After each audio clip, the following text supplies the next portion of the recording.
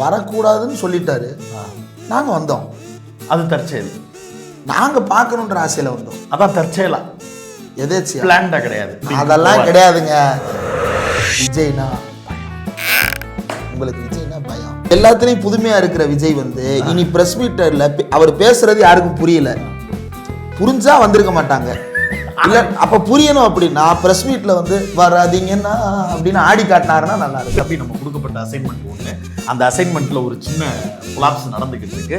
அதுக்கு பதிலாக நம்ம இப்போ வந்து என்டையர் ஸ்கிரிப்டை மாத்துறோம் அப்படின்னு கேட்டு சில ஸ்கிரிப்ட் நடந்துகிட்டு இருக்கு. அதுதான் இன்னைக்கு நாகேந்திரன் ஓடி வந்தார். அடி second you catch the point. Nainar Nagendran அவர்கள் என்டிஏ கூட்டணியில் விஜய் இருப்பாரா அப்படின்னு கேட்கப்பட்ட கேள்விக்கு 1 வருடம் இருக்கிறது, விரைவில் முடிவு எட்டப்படும் என்கிறார். அந்த 1 வருடம் தான் விஜய்க்கு கொடுக்கப்பட்டிருக்கக்கூடிய செக்மே. 26இல் விஜய் வந்து முதல்வர் வேட்பாளராக இருப்பதற்கு 90% வாய்ப்பு இல்லை அப்படிங்கிறது விஜய் எடுத்த முடிவு அல்ல, விஜயை சுற்றி இருக்கக்கூடிய நண்பர்கள் எடுத்த முடிவு. விஜய் என்கிற ஒரு கட்சி இல்லாமல் போவதற்கு அதை விட ஒரு நல்ல வாய்ப்பு இந்த சமூகத்தில் இருக்காது. இந்த எலெக்ஷனோட ஒழிச்சுச்சுடா அந்த பார்ட்டி. இந்த டார்க்கா சிரிக்கிற மாதிரி ஒரு டெம்ப்ளேட் இருக்கும், அதுல எடப்பாடி பேச வச்சு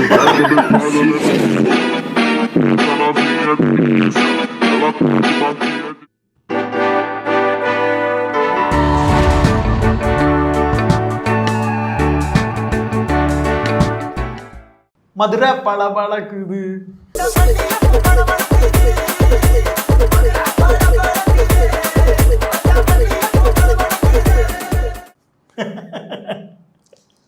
ஒரு பெரிய திருவிழா கூட்டம் போல தாவேக்கா ரசிகர்களுடைய. ஆமா, பொதுவா திருவிழா கூட்டம் அப்படின்னா அங்க தண்ணி, சாப்பாடு, பால், டீ, காபி, கடை அதெல்லாம் இருக்கும், அல்லது யாராவது கொடுப்பாங்க. அண்ணன் தண்ணி இல்லாத காட்டில் காலையில 7 மணிலேருந்து ஏன் நிக்கணும்? அண்ணன் வராருன்றதுக்காக. அண்ணன் தான் வரக்கூடாதுன்னு சொல்லிட்டாருல, அவர் சொல்லுவாருங்க. அதுக்காக வராமல் இருப்போமா? வரக்கூடாதுன்னு சொன்னதுக்கு பிறகும் வர்றது அப்படிங்கிறது வந்து தற்செயலா நடக்குதா? வரக்கூடாதுன்னு சொல்லிட்டாரு, நாங்க வந்தோம். அது தற்செயல்.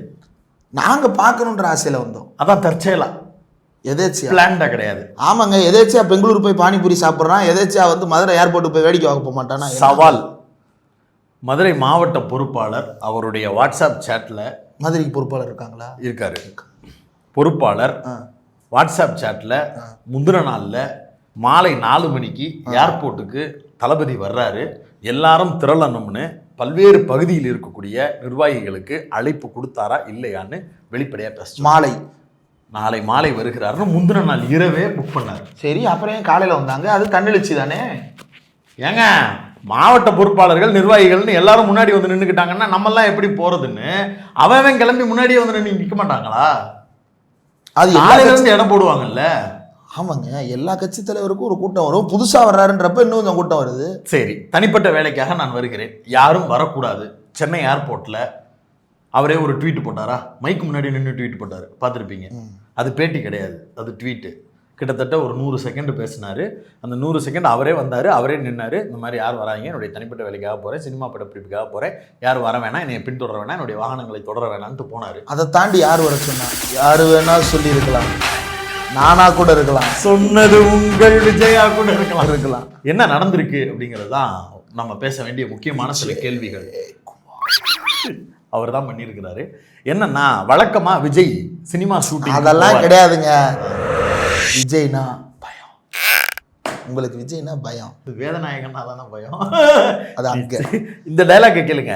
ஆக்சுவலா யாரும் வராதிங்கன்னு சொன்னதற்கு பிறகு இதுவரைக்கும் கடந்த காலங்களில் விஜய் ரசிகர்களுக்கே நம்ம இந்த கேள்வி வைப்போம். விஜய் எங்கெல்லாம் ஷூட்டிங் போயிருக்கிறாருன்னு ஏதாவது ஒரு நாள், ஒரு தேதி உங்களுக்கு தெரியுமா?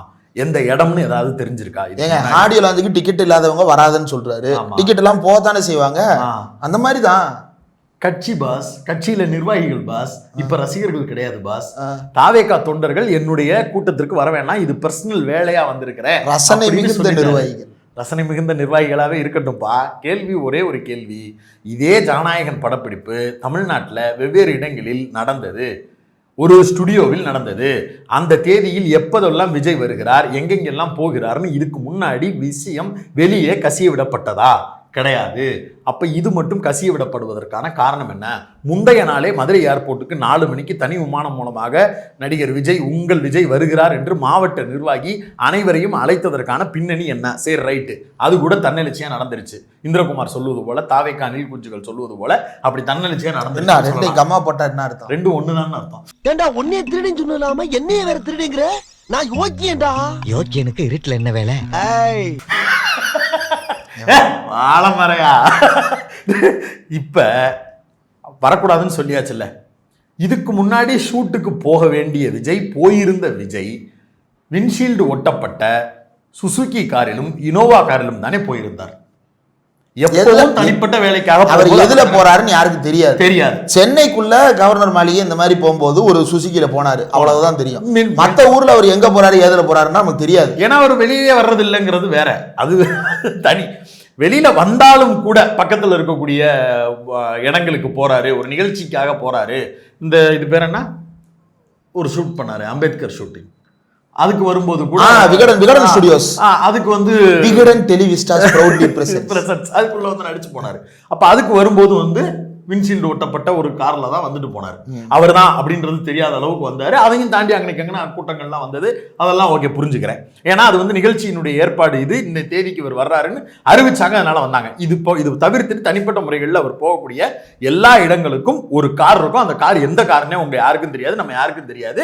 அவர் வாட்டுக்கு 10ல் 11 அத்தோட இது ஒண்ணுன்னு நம்மளை போல யாரை போலவோ வந்துட்டு போகக்கூடிய ஒரு நபர். யாரும் வரக்கூடாது, அதுதான் நம்முடைய கோரிக்கை அப்படின்றது உண்மையாக இருந்தால் அவர் அதை பேசி காட்டியிருக்க கூடாது. இல்ல பேசுறது கூட ஓகே. அவர் ஆடி காட்டினாதாங்க ரசிகர்களுக்கு புரியும், பேசி காட்டினா எப்படிங்க புரியும்? சரி, பிரஸ் மீட் கொடுத்தாரு, பேசினாரு, காதுல விழுந்துச்சு. அதாவது எல்லாத்துலயும் புதுமையா இருக்கிற விஜய் வந்து இனி பிரஸ் மீட்டர்ல அவர் பேசுறது யாருக்கும் புரியல, புரிஞ்சா வந்திருக்க மாட்டாங்க.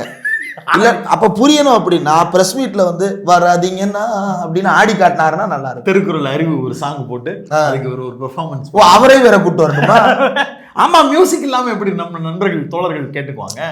அப்புறம் அப்படி இருக்கும் பட்சத்தில் ஓப்பன் கேரவன் எடுக்கப்பட்டது ஏன்?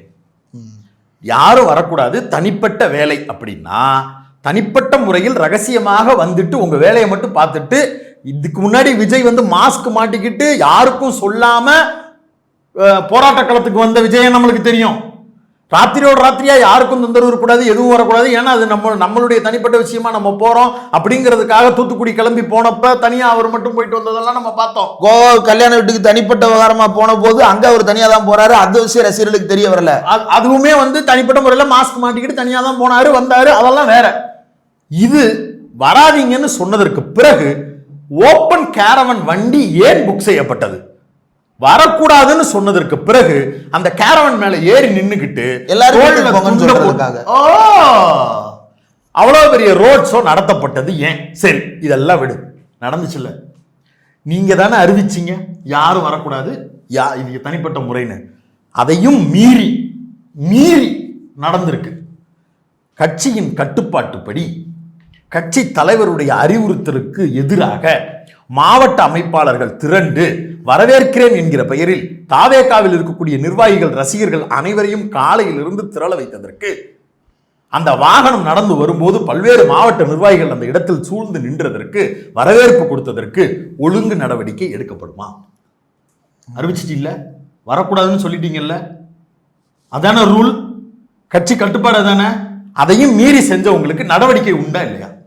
அப்ப நீ விரும்புறியா? நடவடிக்கை எடுக்கல, அப்ப நீ விரும்பி இருக்க. புள்ளையவும் கிள்ளிட்டு தொட்டிலையும் ஆட்டி விடுவேன் அப்படிங்கிறது எம்ஜிஆர் காலத்து டெக்னிக் தலைவரே.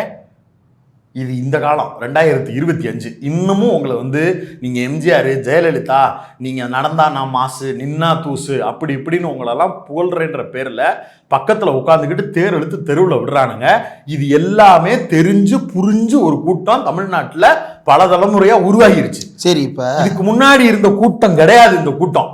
இது யோசிக்கும், இது சிந்திக்கும், சம்திங் ஃபிஷ்ஷின்னு தோணும். இதுக்கு முன்னாடி வந்த விஜயால இப்ப ஏன் இப்படி வர முடியல? அப்ப இது பிளான்டான்னு உங்க கட்சிக்காரனே கேட்பானா மாட்டான்? எனக்கு ஒரு சந்தேகம் தான். சந்தேகம் இல்ல ஒரு கேரவன் ரைட்டா, மாடு முட்டி டேமேஜ் ஆகி பார்த்துருக்கேன், பன்னி மோதி டேமேஜ் ஆகி பார்த்துருக்கேன், நாய் குறுக்க வந்து டிவைடர்ல கொடுத்து டேமேஜ் ஆகி பார்த்துருக்கேன். ஒரு அணில் ஏறி டேமேஜ் ஆன வண்டியை நேற்று தான் நான் பார்த்தேன்.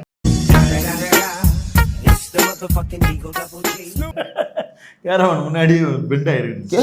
கேரவன் பெண்டா இருக்கு. அணில்கள் எத்தனை அணில்களை போய் எதிரி இருக்கும் அப்படின்னு யோசிச்சு பாருங்க. அதுல பாருங்க, ஒய்பிரிவு பாதுகாப்பு துறையினர்லாம் வந்து ரோடு ரூல்ங்கிறது வந்து எல்லாருக்கும் ஒண்ணு தானே. ஆமா, அவங்க வாகனத்து மேல அப்படி ஏறி உட்கார்றாங்க அப்படின்னா ஒவ்வொரு முறையும் இந்த நாள் அந்த நாள்னு சொல்லி வாகன விதிமுறைகளை மீறுறாங்கன்னு பலர் மேல வழக்கு தொடுக்கிறோம். இன்னொன்று இவங்க என்ன நினைச்சிருக்கிறாங்க, நம்ம வந்து கூட்டத்தை காட்டிட்டோம் அப்படின்னா மக்கள் செல்வாக்கு வரும்னு.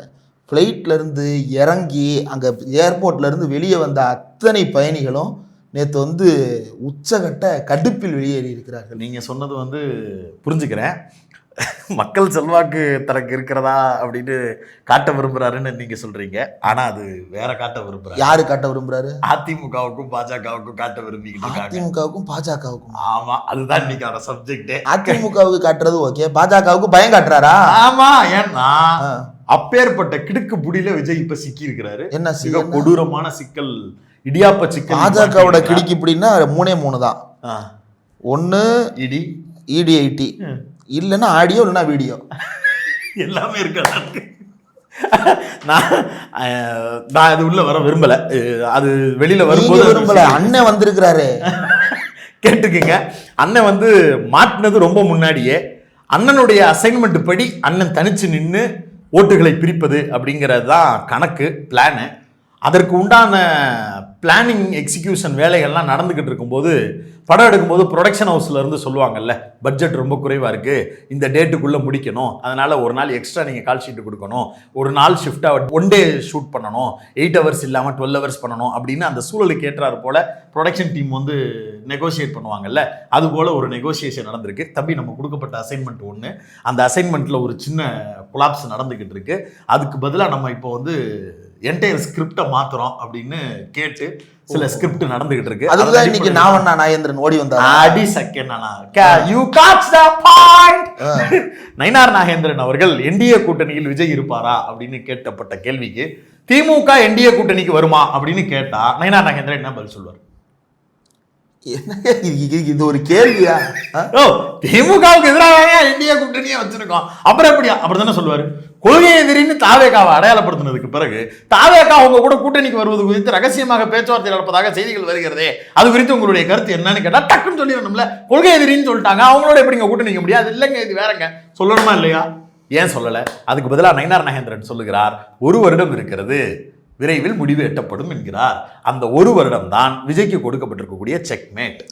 அது வரைக்கும் ஏற்பட்டா சோகாட்டு. ஆமா, 2-3 முறை எடப்பாடியார் அவர்களுடன் நடந்த பேச்சுவார்த்தை, விஜய் தரப்பில் இருந்து 3 முகங்களாக அறியப்படக்கூடிய நபர்கள், பலதரப்பட்ட பாஜக அதிமுக பேச்சுவார்த்தைன்னு கண்டினியூஸா 1 மாத காலமாக உருண்டு ஓடிக்கொண்டே இருக்கிறார்கள்.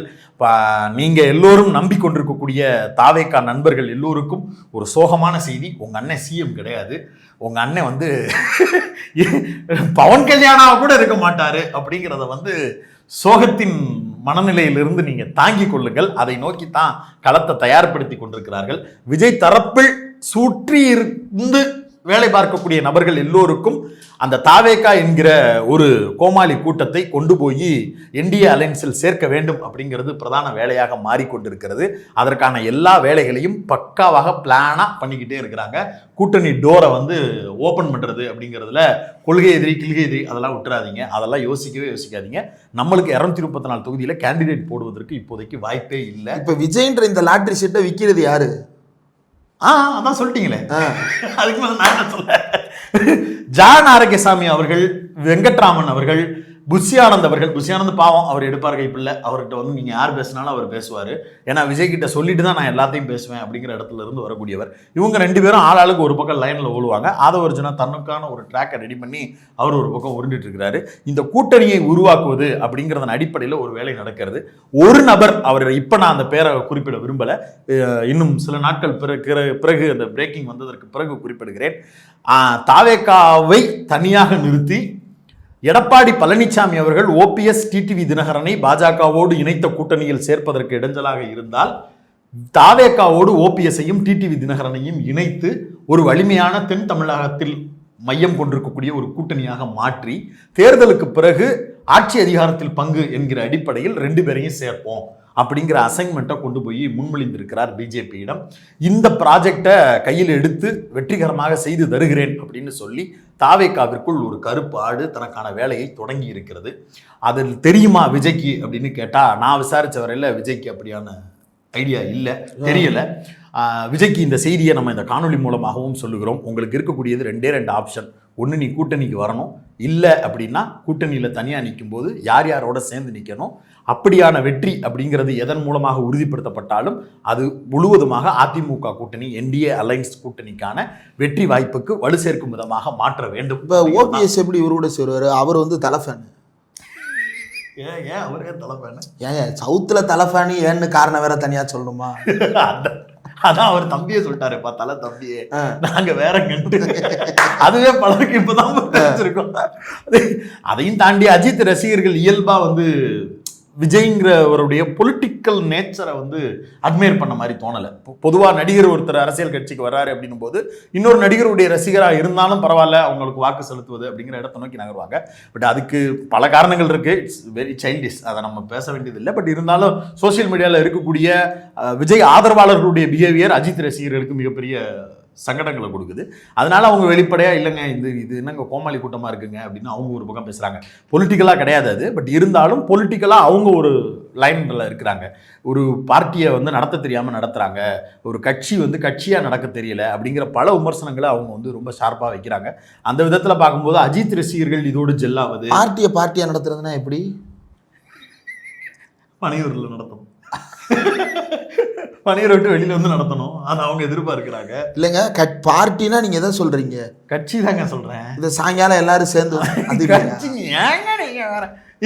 இந்த கவலைக்குரிய இடத்தை நோக்கி அது நகர்ந்து கொண்டிருக்கிறது. பார்ட்டி இல்லைன்னா பார்ட்டி அவர்கிட்ட இல்ல. அது ஆரம்பத்துல இருந்து சொல்றேன், அவனுங்க புரிஞ்சுக்கவே மாட்டாங்க. பார்ட்டி க்ளோஸ் சொல்றான், பார்ட்டி க்ளோஸ் தரான். அடே அது க்ளோஸ் ஆகி போச்சுடா. விஜய்க்கே விஜயை சுத்தி என்ன நடக்குது தெரியும். எப்படா திறந்தாங்க போட்டுறது? அது ஒண்ணுமே இல்லாம டம்மி கத்தியா இருக்குடா. அது டம்மி கத்தி, அது டம்மி துப்பாக்கி, அது டம்மி புலி, அது என்ன வேற என்னடா பேர்லாம் வச்சிருக்காங்க? டம்மி சுறாவா? டம்மி சுறா, டம்மி காவலன், டம்மி குருவி, டம்மி வில்லு, டம்மி வில்லு, எல்லாமே டம்மியா இருக்கும். Dummy Beast. அமெரிக்காலாம் ஜனநாயக நாடுன்னு சொல்ற மாதிரி ஒரு ஜனநாயகன். ஏங்க, அமெரிக்கா வந்து ஒரு தன்னெழுச்சி மிக்க மாகாணங்க. பியர்ல் ஹார்பர் அட்டாக் பண்ணதற்காக அணுகுண்டுகளை வீசி ஒரு நாட்டை அழித்து, அது பெருமைல்ல? ஆதவர்ஜனாவுக்கு அது ரொம்ப பெரிய பெருமையான விஷயம். அப்படி கூட்டு வந்து கூப்பிட உட்கார வைக்க போறாங்க. 26 விஜய் வந்து முதல்வர் வேட்பாளராக இருப்பதற்கு 90% வாய்ப்பு இல்லை அப்படிங்கிறது விஜய் எடுத்த முடிவு அல்ல, விஜயை சுற்றி இருக்கக்கூடிய நண்பர்கள் எடுத்த முடிவு. அதற்கு வேறு வழியே இல்லாமல் 234 தொகுதியில் கேண்டிடேட் போடுவதற்கு வழியற்று போயிருக்கக்கூடிய நிராயுதபாணியான நிலைமையிலிருந்து அந்த முடிவை நோக்கி நகர்வதற்கு வாய்ப்பு இருக்கிறது. பர்சனலி ஸ்பீக்கிங் என்கிட்ட கேட்டா விஜய் கூட்டணிக்கு போக வேண்டுமா, பாஜக அதிமுக கூட்டணியில் இருக்க வேண்டுமான்னு கேட்டா நிச்சயமாக ஒருமனதாக உறுதியாக சொல்லுவேன், அந்த கூட்டணிக்கு போக வேண்டும். விஜய் என்கிற ஒரு கட்சி இல்லாமல் போவதற்கு அதை விட ஒரு நல் வாய்ப்பு இந்த சமூகத்தில் இருக்காது. இந்த எலெக்ஷனோட ஒழிச்சுச்சுனா அந்த பார்ட்டி. அந்த டார்க்கா சிரிக்கிற மாதிரி ஒரு டெம்ப்ளேட் இருக்கு, அதுல எடப்பாடி பேச வச்சு.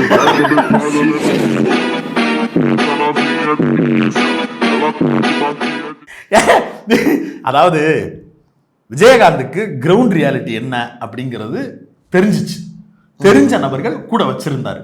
அதனால அவரால் அதிமுக கூட்டணியிலிருந்து ஒரு பெரிய கணிசமான தொகுதிகளை பெற்று வெற்றி பெற்று ஒரு குறிப்பிட்ட வருஷத்துக்கு அவர் உடல் நல ஆரோக்கியத்தோடு இருக்கும் வரை அந்த கட்சியை லைவா வச்சிருக்கிறதுக்கு ஒரு கிரவுண்ட் ரியாலிட்டியோட டிராவல் பண்ண ஒரு கேங்கை வச்சிருந்தாரு.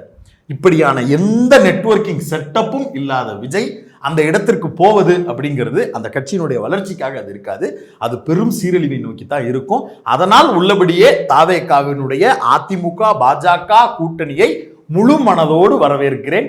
வருக, விரைவில் நடுத்தெருவில் நிற்க. இப்படி அந்த அந்த இடத்தை நோக்கி தாவேகா நகர்வது எனக்கு ரொம்ப ஹாப்பிப்பா. அதனால அது எப்ப அப்படிங்கிறது மட்டும்தான் என்னுடைய ஆர்வம். உடனே என்ன நினைச்சிடக்கூடாதுன்னா அதனால இவங்க எல்லாரும் கூட்டணின்னு கிளப்பி விடுறாங்க அப்படின்னு நினைச்ச கூடாது. கூட்டணி இல்லை அப்படிங்கிறத பாஜகவோடு கூட்டணி இல்லை, அதிமுகவோடு கூட்டணி இல்லை, ஏன் பாஜகவை நான் எதிர்க்கிறேன், ஏன் அதிமுக கூட்டணியை நான் எதிர்க்கிறேன்னு அந்த கட்சியில் இருக்கக்கூடிய முதல் கட்ட இரண்டாம் கட்ட நபர்களை வெளிப்படையாக வந்து நின்று பேச சொல்லுங்க. ஓப்பன் டிபேட்ல தாவேகா காரங்க அதிமுக ஊழல் கட்சி, ஜெயலலிதா ஊழல் புரிந்தவர்னு கூட சொல்ல திராணி இல்லை, இப்போ வரைக்கும் திராணி இல்லை. நீ பாஜகவை விமர்சிக்கிறதுக்கு கூட உனக்கு ஆடியோ மேட்ரு, வீடியோ மேட்ரு, இடி மேட்ரு, நீ பயப்படுற, அதனால உன்னை பண்ண வேணாம் அப்படின்னு சொல்லிக்கிறது புரிஞ்சுக்கிறது. எங்க உங்க ஓனரே அவராக கூட இருக்கலாம், அதனால நீங்க அதெல்லாம் விமர்சிக்கலாம்னு புரிஞ்சுக்கலாம். போயும் அதிமுக உங்களை உங்க படத்தை ஓட விடாம பண்ண அதிமுக, ஜெயலலிதா இருந்த போதும் உங்களை மன்னிப்பு கேட்க விட்ட அதிமுக, இன்னைக்கு பழி வாங்குறதுக்கு சரியான நேரம் கிடைத்திருக்கிறது அதிமுகவை. அதிமுகவுடைய இடத்தை காலி பண்ணிட்டு அந்த இடத்துக்கு வரப்போறேன்னு சொல்லக்கூடிய ஒரு பெரிய வாய்ப்பும் வசதியும் பெற்றிருக்கக்கூடிய ஒரு அமைப்பா நீங்க இருக்கிறீங்கன்னு உங்களை நீங்க கிளைம் பண்ணிக்கிறீங்க. அப்படியெல்லாம் இருக்கும்போது அந்த அதிமுகவுக்கு எதிராக இப்போ வரைக்கும் அது ஊழல் கட்சி ஆமேடா அப்படின்னு சொல்றதுக்கு கூட உன்னால முடியலையாமே. நீலாம் வந்து என்ன பண்ண போற அப்படின்னு கேட்கக்கூடிய எல்லா கேள்விகளுக்கும் பதிலை உங்களிடமே விட்டு விடுகிறேன்.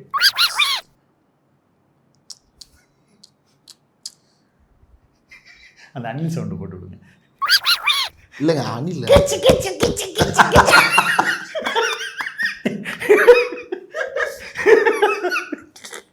இன்னைக்கு ட்வீட்ல போட்டேன், ஒரு பிரேக்கிங் நியூஸ் வருதுடா,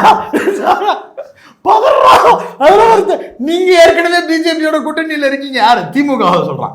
நீங்க ஏற்கனவே பிஜேபியோட கூட்டணியில இருக்கீங்க, அப்புறம் எப்படி நாங்க வர முடியும் அப்படின்னு கேக்குறான். அப்ப அவனுக்கு என்ன தெரியுது? பிஜேபியோட கூட்டணியில இருக்கிறது திமுக, பிஜேபியோட திமுக கூட்டணியில இருக்கு, அதனால நாங்க எதிர்க்கிறோம் அப்படிலாம் சொல்றீல்ல. அப்ப உங்க அண்ணன் பிஜேபியோட போக மாட்டாரு, அதானே? உங்க அண்ணன் மட்டும் கேளு. நாகேந்திரன் இந்த வார்த்தை சொன்னதுக்கு பிறகு உங்க கட்சியில இருந்து மறுப்போ எதிர்ப்போ இப்போ வரைக்கும் வரல. ஏன் வரல கேளு. ஒண்ணு இல்ல, உங்க அண்ணன்லாம் வந்து பேச வேணாம். உங்க அண்ணனுக்கு மவுத் பீஸா நான் இருக்கேன்னு ஆதரவு வருச்சுன்னா தனியார் சேனல்களுக்கு எல்லாம் பேமெண்ட் கொடுத்து பேட்டி கொடுக்குறாருல, அதே மாதிரி ஒரு பேட்டியை வச்சுக்கிட்டு இந்தியா முழுக்க பாஜக என்கிற நாசகார சக்தி, சர்வாதிகார கட்சி, பாசிச கட்சி, இந்த மாதிரியான வேலைகளை பார்த்து கொண்டிருக்கிறதுன்னு தில்லா துணிச்சலா அவர் ஒசரத்துக்கு ஏத்த மாதிரி போல்டா ஒண்ணு பேச சொல்லு. புஷியானந்த கூட கேட்கல, அவருக்கு வந்து டங் ஸ்லிப் ஆகும், டங் டிஸ்ட் இருக்கு, அதனால அவர் ஒழுங்கா பேச மாட்டாரு. அது ஒரிஜினாவுக்கு அது இருக்கு, அது வேற. ஆனாலும் பேசுறேன்ற பேர்ல உருளுவார்ல, உருள சொல்லு, பண்ண சொல்லு. இல்ல பேச வரலன்னா நான் கேட்டது போல ஆடி காட்டு. ஆதவர்ஜுனா ஆட வேணாம், ஆதவர்ஜுனா இல்லைங்க, அண்ணன் பாஸ்கெட் பால் போட்டு காட்டு, அண்ணன் ஆடி காட்டு. ஏன்னா அதாவது கம்யூனிகேஷன் தான் முக்கியம். நாம சொல்ற கருத்து இன்னொருத்தருக்கு புரியணும். சிலர் பேசுவது புரியாது, சிலர் நடிப்பது புரியாது, சிலர் கவிதைகள் புரியாது. அதுபோல ஒவ்வொருத்தருக்கும் ஒவ்வொரு சிக்கல் இருக்கும்.